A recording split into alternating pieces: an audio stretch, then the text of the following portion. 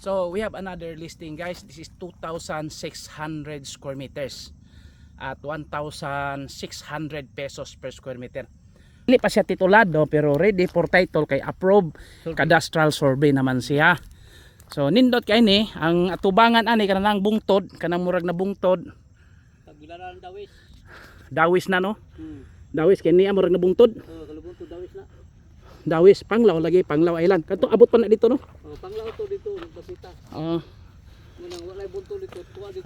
Katong tay murag wa na bungtod pero makita na to sa tong kuan kanang nay drone. So actually kining tapad ani pod guys baligya sa ni siya mga 2,500 ni kapen. Nya same ra gyapon nga presyo. Kay dili naman ta magbayad sa road right. So gi-arrange na daan ba. Although kini ni kini nahalin na po ni o kuan nanay ni buyer nanay tag-iya ani kagalingon. So taga Davao. So di may gilungag lagi ba usa man ni? Septic. Septic nila.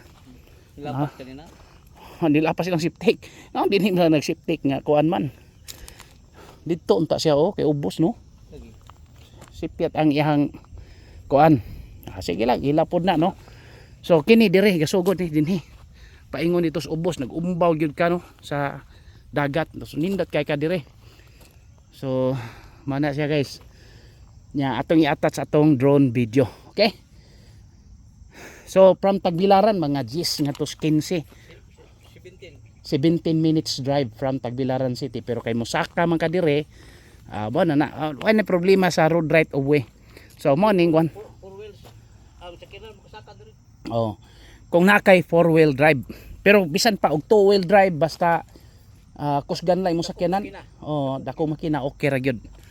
So mo ni kini dako nga patag guys mo ni siya. Nya irag tagamay dito no. So nindot kaayo. Okay. We will continue later no sa atong kuan. Sa atong drone video. Okay, thank you and God bless to all.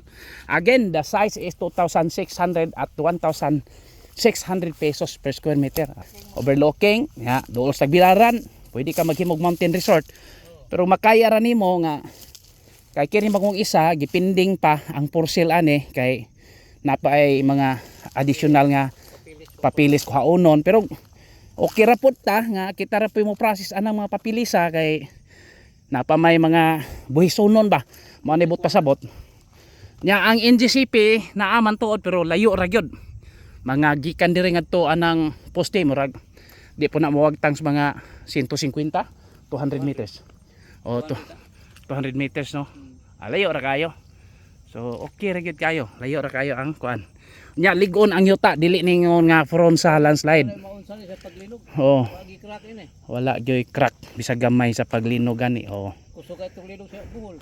7.2. So mana siya guys. Hinahinay tanaog di ba?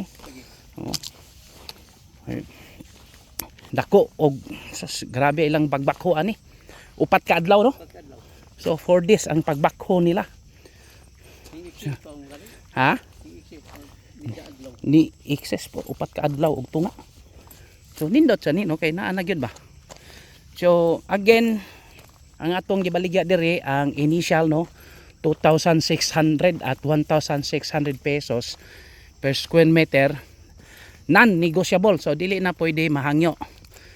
Fixed price nya 2,600 pila man kanay abuton na mga 3 million kapin.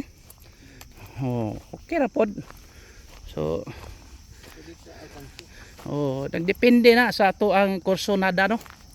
Kay imagine duol ra gid kaayo sa highway ni. Natay video pod ani. Ooh.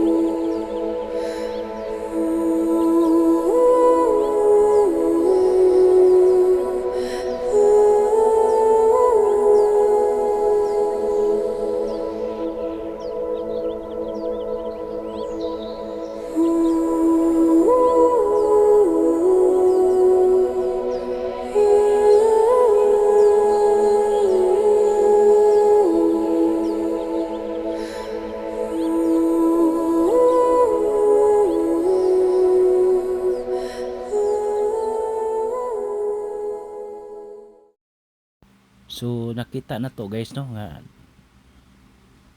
naagyoy dako nga flat terrain. It's really a bigger flat terrain for this 2,600 square meters. So this is really a good listing.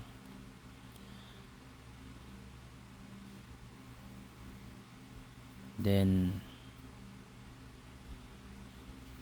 again, it has already a road right of way. So this is the adjacent near lots ni before we can reach to the 2,600. So there is also another lot for sale in this portion kining kilid aning balay beside of this house. So that is 500 square meters for 1.5 million pesos. So for sale na siya guys. It is subdivided lot no. Naana ko ang titulo kay one of my buyer no nakapalit man po diha. So ako'y nag-process sa titulo. So again, you can see the top portion of the property. So mo na guys no kanang kilid anang balay. This one is also for sale. The 500 square meters for 1.5 million pesos. So mana no, money ang highway, then walking distance sa gyud ta sa beach. Okay? Thank you.